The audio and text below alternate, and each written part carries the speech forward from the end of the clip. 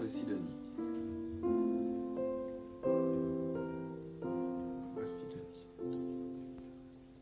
Un bureau tranquille dans une maison isolée, près de Grasse.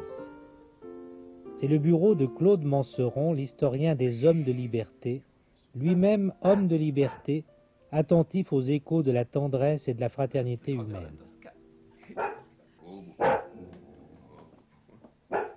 Sidonie est la compagne fidèle de Claude Manceron, mais par le biais de l'histoire et d'une rencontre avec Jean-Jacques Rousseau, c'est d'abord de chats qu'il va nous parler.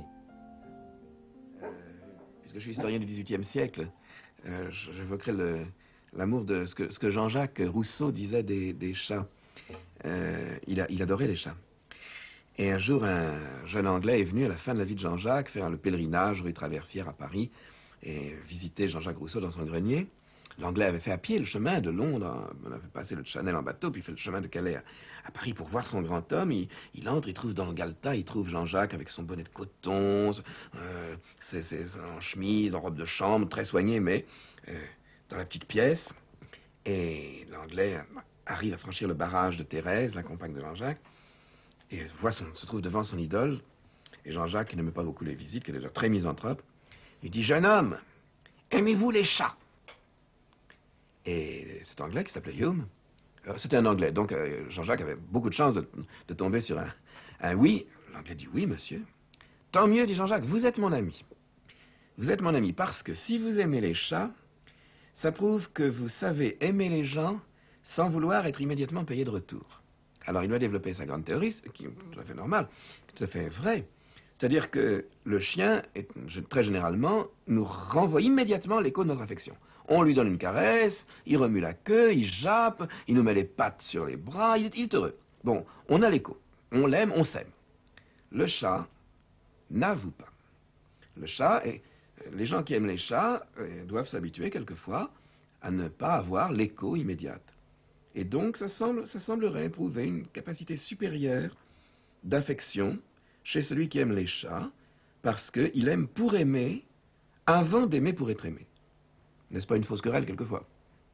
Sidonie, elle a 5 ans.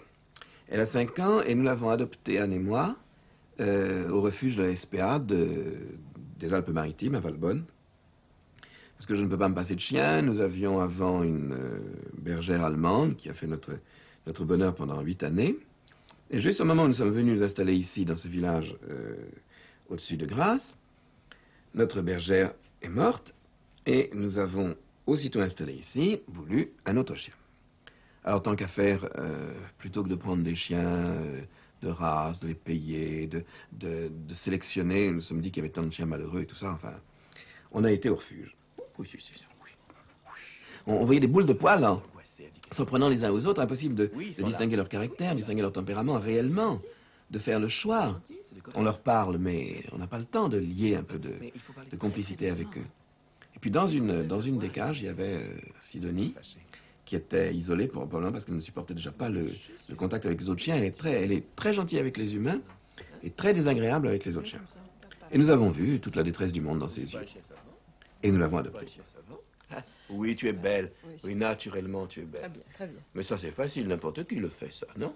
Non? Oh, dis donc, Hein? non, hein, regarde. Oh oui, oh, naturellement, je suis belle. Tu vois, elle ne fait pas ce que tu es là. Hein? Oui, tu es belle.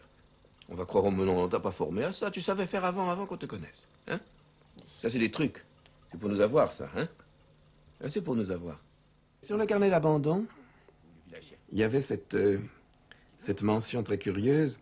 Il y avait chienne qui déteste les hommes.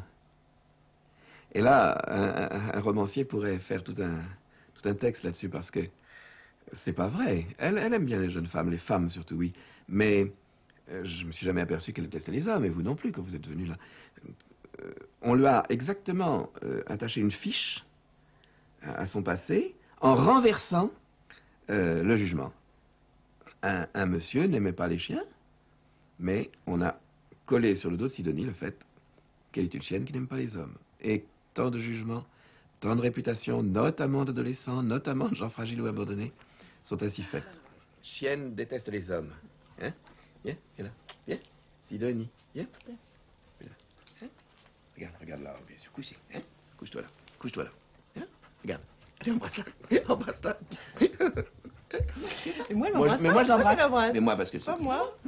Elle ne veut pas, tu vois, elle ne veut pas. Non, tu veux pas m'embrasser? Elle est souvent à mon bureau ou couchée à côté de moi. Bon, alors j'ai mes lunettes, n'est-ce pas? Bon, je travaille et au bout de quelques heures, elle aime que je descende dans le jardin un peu pour jouer avec moi et tout. Alors si j'enlève mes lunettes et que je fais ça, ce bruit, eh bien Sidonie, si elle dort dans un coin, sur le tapis, elle se lève. Ce bruit lui sert de ralliement, c'est le clairon qui sonne. Bon. Alors elle se dit, on va se promener, bon, on bouge.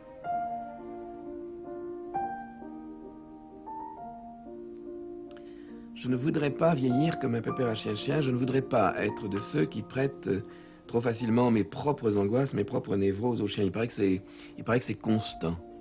Il ne reste pas moins que pour un anxieux, et tout écrivain, tout créateur est anxieux, tout homme est anxieux en fait.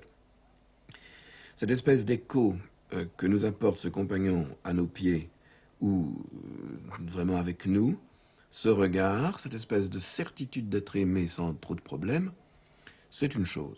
Et c'est vrai, paraît-il, que, je lisais un ouvrage médical récemment, c'est vrai que par exemple, les gens qui ont de la tension artérielle, qui ont tendance à avoir de la tension, on a observé cliniquement que la présence d'un chien ou d'un chat constant à côté des hypertendus fait baisser la tension de quelques points, enfin, donne une espèce de calme.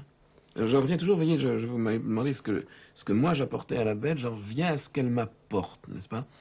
Je suis toujours mal placé pour dire ce que j'apporte moi-même aux êtres humains ou aux êtres animaux, il y a peu de nuances, parce que j'ai toujours l'angoisse de ne pas leur apporter assez.